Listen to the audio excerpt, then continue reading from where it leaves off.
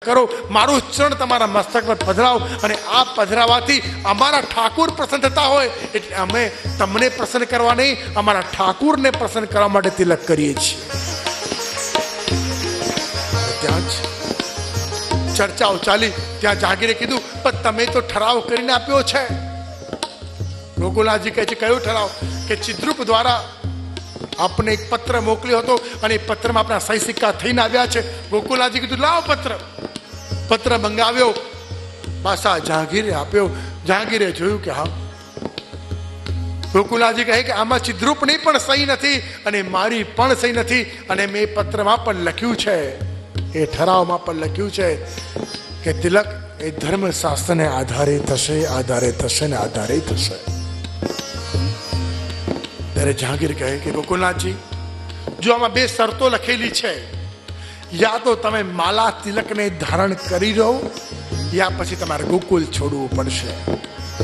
જો માલા તિલક છોડશો તમને ગોકુળ મળશે, અને માલા તિલક ધારણ કરશો તો ગોકુલ છોડવું પડશે. બોલો શું કરવું? ત્યાં જ ગોકુલનાથજી કહે છે કે માલા તિલક એ તો મારા પ્રાણ છે, આ પ્રાણ જાય તો જવા દઈશ, પણ માલા તિલક છોડીશ નહીં. ગોકુલ છોડવું પડે ચાલે, કારણ કે મારો ગોકુલનાથ જ્યાં બિરાજે ત્યાં ગોકુલ બની જાય, મારો ગોકુલનાથ જ્યાં જાય ત્યાં વ્રજ બની જાય. મને ગોકુલનો મોહ નથી, પણ મારા નાથ, મારા પ્રભુ જે મને આજ્ઞા કરી ગયા છે ને, એ આજ્ઞા પાલનનો, ધર્મ પાલનનો મોહ છે. ત્યાં જ કીધું કે તો પછી આપણે વારાણસી જવું પડશે. અને એ સમય નવો ઠરાવ થયો કે શ્રી ગોકુલનાથજી માલા તિલક ધારણ કરશે. ત્યારે ગોકુલનાથજી કીધું કે ઠરાવમાં લખજો કે હું માલા તિલક ધારણ કરીશ, મારી આવનારી પેઢી પણ સદાય માલા તિલક ધારણ કરશે, અને મારા સેવકો પણ માલા તિલક ધારણ કરશે. ને કોઈ બી સમયનો કોઈ બી રાજા, કોઈ બી બાદશાહ આવીને માલા તિલકનો વિરોધ નહીં કરે, એવો ઠરાવ કરી દો. ત્યારે જહાંગીરે લખ્યું કે આવતા કેટલાય સદીઓ સુધી, યુગો સુધી કોઈ પણ કંઠીનું અને તિલકનું વિરોધ નહીં કરે, અને ક્યારે તિલક અને કંઠી નહીં ઉતરાવાય. ત્યાં જ નવો ઠરાવ થયું. ત્યાં જ કહેવાય છે અશરફ ખાન આવ્યા અને કહ્યું કે ગોકુલનાથજી, વારાણસી આપણે દૂર પડશે, કાશી જેવું દૂર પડે, પણ આપની માટે સુંદર જગ્યા બતાવું. ગોકુલનાથજી બતાવો કે સોરમજી પધારો. સોરમજી સૌથી ઉત્તમ સ્થાન છે. સોરમજી પધારશો ત્યાં એ વ્રજ નજીક પણ પડશે, અને ત્યાં તટ પણ છે, અને આપને બહુ મજા આવશે. ગોકુલનાથજી કહે, પણ અહીંયા જહાંગીરે તો વારાણસીનો ઠરાવ કર્યો છે, પેપર તૈયાર થઈ ગયા, સહી સિક્કા થઈ ગયા છે. હવે અશરફ ખાન કહે કે આપ ચિંતા ના કરો ગોકુલનાથજી, હું બધા ઠરાવ ચેન્જ કરી નાખીશ, બધા બદલી નાખીશ. એ સમજાઈને બદલવાની વાત કરી હો, કે હું જહાંગીર પાસે જઈશ, સમજાઈશ કે ગોકુળ છોડે છે, પછી ગાય પણ જઈને વસે તો શું વાંધો, આપણી જેમ ટેબલ નીચેથી ફાઇલ મૂકવાની એવી સમજાવવાની વાત નથી. આપણે સમજાવીએ તો ટેબલ નીચેથી ફાઇલ જાય ને ફાઇલ ઉપર એક બંડલ જાય, ને બંડલ પહોંચે એટલે ફાઇલમાં સહી સિક્કા બદલાઈ જાય. એવી રીતે સમજાવવાની વાત કરી નથી. અશરફ ખાને ફરી જહાંગીરને સમજાય. જહાંગીરે કીધું, ભલે ગોકુલ ના બદલે, સોરમજી બિરાજે તો મને કોઈ વાંધો નથી. અને ત્યાં જ ગોકુલનાથજી બહાર પધાર્યા. વૈષ્ણવને કહ્યું કે માલા તિલકનો ઠરાવ પાસ થયો છે, અને આજ પછી ક્યારેય પણ કોઈ પણ વૈષ્ણવને માલા તિલક કરતા કોઈ રોકી નહીં શકે. આપણો વિજય થયો છે. ત્યાં જ ગોકુલનાથજી ગોકુલ તે પ્રયાણ કરી. તે પ્રયાણ કરતાની સાથે વિજયનો આનંદ કોને હશે? વૈષ્ણવ પૂછ્યું કે પ્રભુ ગોકુલનાથજી, ગોકુલમાં બધા સેવકો તમે રાહ જુએ છે. ત્યારે ગોકુલનાથજીએ કીધું કે મારા સેવકો મારી રાહ જુએ છે, પણ મારા વિજયનો આનંદ કોને થયો? વૈષ્ણવ કોને? કે જતીપુરા બિરાજતા શ્રીનાથજીને થયો. પેલા જતીપુરા જઈશ, શ્રીનાથજીને ભેટીશ, એમને વધાઈ આપીશ, અને એ પછી ગોકુલ જઈશ. ગોકુલવાસીઓ યમુનાના તીરે ઉભા થયા છે. યમુનાના તીરે ગોકુલવાસી ઉભા છે, અને ગોકુલનાથજીનો જયઘોષ કરે. ગોકુલનાથજી જતીપુરા પધાર્યા, શ્રીનાથજીને ભેટ્યા, અને શ્રીનાથજીને ભેટીને તરત જ્યારે ગોકુલ ત્યાં પ્રયાણ કર્યો, ત્યારે વૈષ્ણવે વધાઈ ગાન શરૂ કર્યા છે. श्रीनाथ जी सो प्रीत राखी, आचार्य रित राखी है, धर्म की प्रतीत राखी, राज रीत राखी है, कुल की मर्याद राखी, भक्तन की राज राखी, भक्त मसी सिंधु पे पाज बांधी टेक दृढ़ राखी है।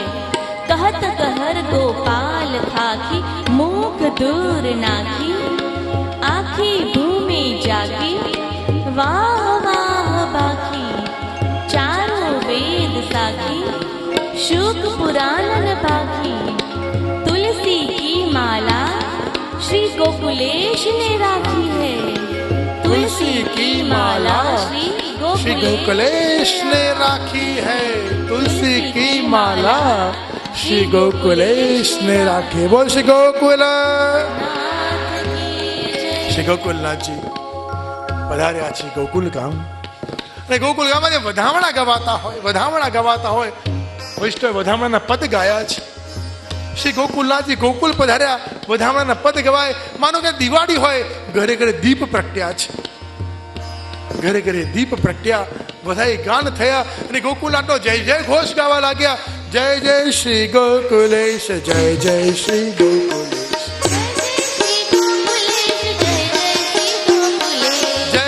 શ્રી ગોકુલેશ, જય જય શ્રી ગોકુલેશ. મારો ધણી ગોકુલેશ, જય જય શ્રી ગોકુલેશ. મારો ધણી ગોકુલેશ, જય જય શ્રી ગોકુલેશ. ઘટ ઘટમાં ગોકુલેશ, મારો ધણી ગોકુલેશ. મનમાં શ્રી ગોકુલેશ, મનમાં શ્રી ગોકુલેશ. જય જય શ્રી ગોકુલેશ, જય જય શ્રી ગોકુલેશ. જય જય શ્રી ગોકુલેશ, જય જય શ્રી ગોકુલેશ. જય જય શ્રી ગોકુલેશ, જય જય શ્રી ગોકુલેશ.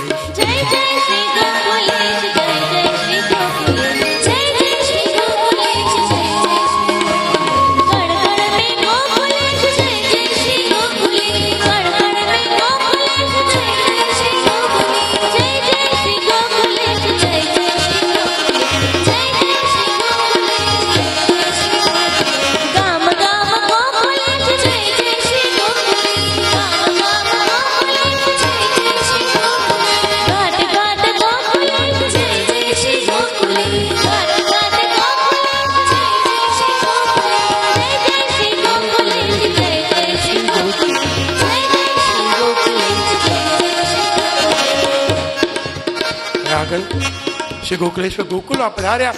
વૈષ્ણવ આનંદથી ઉઠાવી લીધા. જય જય ઘોષ થવા લાગ્યો. માલા તિલક રાખી લાલ, માલા તિલક રાખી લાલ, માલા તિલક રાખી લાલ. બધા જ વૈષ્ણવ જય ઘોષ કરતા કરતા કરતા કરતા શ્રી ગોકુલેશ પ્રભુને અંદર મંદિરમાં પધરાવ્યા છે.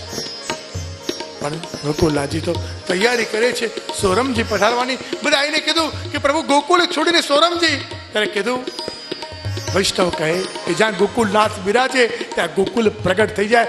ગોકુલેશ છે તો ગોકુલ છે, ત્યાં ગોકુલનાથ હશે ત્યાં ગોકુલ બનશે. અને બધા જ વૈષ્ણવ ધીરે ધીરે ધીરે ધીરે ગોકુલ જવાની તૈયારી કરે. ગોકુલ પહોંચ્યા ને બધી તૈયારીઓ થઈ, પ્રભુના ઝાંપેજી થયા અને સોરમજી પધરાવવાની તૈયારી કરી. ત્યાં જહાંગીરને મનમાં વિચાર આવ્યો કે રે શ્રી ગોકુલનાથજી કેટલા પ્રતાપી છે. અહીંયા પધાર્યા, કેટલી ચિંતાથી પ્રેમથી વાત કરી, કેવો પ્રતાપી સ્વરૂપ છે. અને મનમાં ધીરે ધીરે ધીરે સમય વીતતા વીતતા જહાંગીરને ખેદ થવા લાગ્યો કે ચોક્કસ મેં ગોકુલનાથજી જોડે ખોટું કર્યું છે. ત્યાં જહાંગીરે કહ્યું, અરે અશરફ ખાન ગોકુલનાથજીને બોલાવો. અશરફ ખાન કહે ગોકુલનાથજી તો ગોકુલ તરફ ક્યારના નીકળી ગયા ને ગોકુલ પહોંચી ગયા. જહાંગીર કહે કે અરે મને મળ્યા પણ નહીં ને પહોંચી ગયા છે. ચોક્કસ મારા તરફ કોઈ દોષ થયો છે, અપરાધ થયો છે. ચિત્રુપ જેવાની વાતોમાં હું આવી ગયો અને ચિત્રુપના વાતોમાં આવીને એ માલા તિલક છોડાયું, ગોકુલ છોડાયું ગોકુલનાથથી. અરે જે ગોકુલ મારા પિતા મારા બાપ દાદાએ ગુસાઈજીને અર્પણ કર્યું હતું એ ગોકુલનાથજી મેં છોડાઈને મેં મારા ઘરનાનો અને ગોકુલનાથજીનો અપરાધ કર્યો છે. ત્યાં જ બેગમ આવ્યા ને બેગમે કહ્યું કે સ્વામી,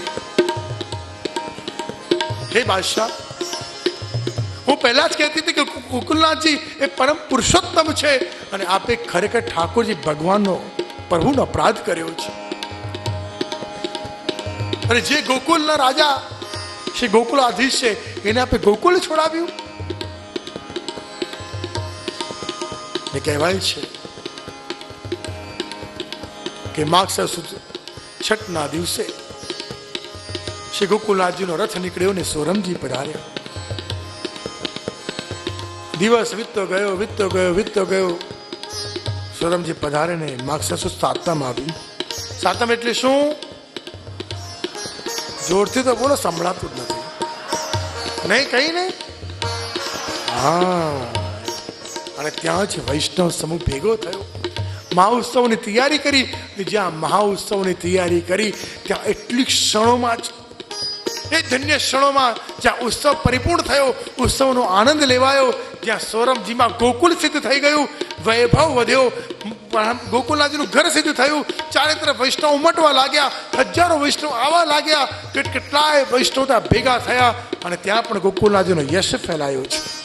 જય જય શ્રી ગોકુલે, જય જય શ્રી ગોકુલે, ગોકુલનાથ બડે મહારાજ, માલા તિલક કી રાખી રાજ, જહાંગીર કો જીત लियो, दिल्ली पति को पंच दियो, भक्त मनोरथ पूर्ण कियो.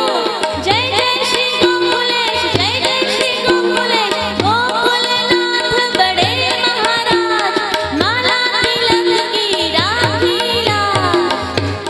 બધા વૈષ્ણવ પ્રસન્ન ક્યાં ગોકુલનાથે જય ઘોષ કરવા લાગ્યા. હે ગોકુલનાથજી, આખા સંપ્રદાયને આપે ગૌરવ પ્રદાન કર્યું છે. હે ગોકુલનાથજી, આપની કૃપાથી સંપ્રદાયની અસ્મિતા જળવાઈ છે.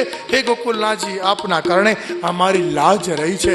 હે ગોકુલનાથજી, આપે અમારા વૈષ્ણવની ખુમારી વધારી છે. હે ગોકુલનાથજી, આપની કૃપાથી અમારામાં હિંમત અને બળ આવ્યા છે. બધા વૈષ્ણવ શ્રી ગુરુના બળથી, ગુરુની ખુમારીથી, ગુરુના પ્રતાપથી પ્રસન્ન થઈ ગયા કે અમારો સ્વામી આ જગતમાં કોઈ હોય તો ગોકુલનાથ છે, ગોકુલનાથ છે, ગોકુલનાથ છે, ગોકુલનાથ છે. ગોકુલનાથના જયઘોષ કરવા લાગ્યા. અને ત્યાં જ કહેવાય છે સમય વીતતો ગયો અને એ સોરમજીની ભૂમિ પર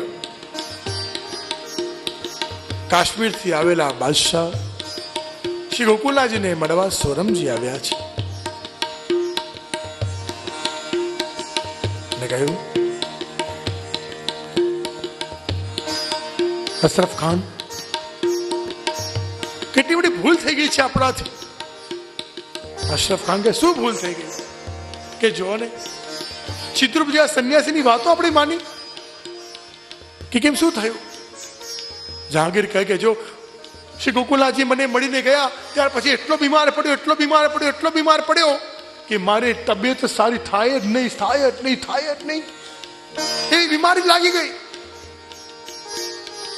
અને જ્યાં મને કોઈ કીધું કે સુવર્ણનું દાન કરો, ત્યાં સુવર્ણ દાન કર્યું અને સુવર્ણ દાન કરવા બ્રાહ્મણને કેવડાયું તો ચિત્રરૂપ આવી પહોંચ્યો અને કહે છે કે જેટલું સુવર્ણ છે બધું મને આપી દો. ત્યારે મને મારી બેગમે કહ્યું કે જો આ સંન્યાસી કહેવાય, જેનો મોહ સોનામાં છે એ સંન્યાસી હોય નહીં. અરે શ્રી ગુસાઈજીના પ્રસંગ જુઓ, સંન્યાસી આવ્યો ઘાટ ઉપર, એક ક્ષણમાં કહ્યું ને ગુસાઈજી બધું ત્યાગે દીધું. જે ત્યાગે એને સાચા આચાર્ય કહેવાય. ને આપણા આચાર્ય અત્યારે ગોકુલનાથજી છે. બેગમે આ વાત વારંવાર બાદશાહને કહ્યું. જો બહેનો આવા સમજવા જેવી છે, તમારી માટે બહુ ઉપયોગી છે કે કોઈ પણ બેગમ કે કોઈ બી પત્ની એક ને એક વાર વારંવાર કાનમાં કે તો ચોક્કસ પતિ આજે નહીં તો કાલે માને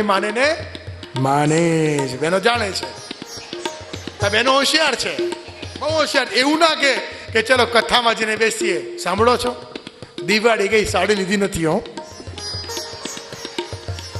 અરે સાંભળો છો, શું બેનની દીકરીનું લગ્ન છે, સોનું કઈ ખરીદ નથી હજી હો. તો સાંભળો છો શું? સાંભળો ને, લગ્નમાં જવાનું છે ને બ્યુટી પાર્લરના પૈસા મારી પાસે નથી હો. મને બહુ હોશિયાર, પોતાની વાતો કરાવી લે, પણ સેવા કરતા કરવા હોય, બ્રહ્મસમન કરતા કરવા હોય તો પણ તમારામાં જ એ સામર્થ્ય છે. બેગમે વારંવાર બાદશાહને કહ્યું કે ગોકુલાજી એ ખરેખર પરમ કૃપાળુ છે. પરમાત્મા છે, ઈશ્વર છે. ત્યારે બાદશાહ જાગીને મનમાં થયું કે મારાથી બહુ મોટો અપરાધ થયો છે.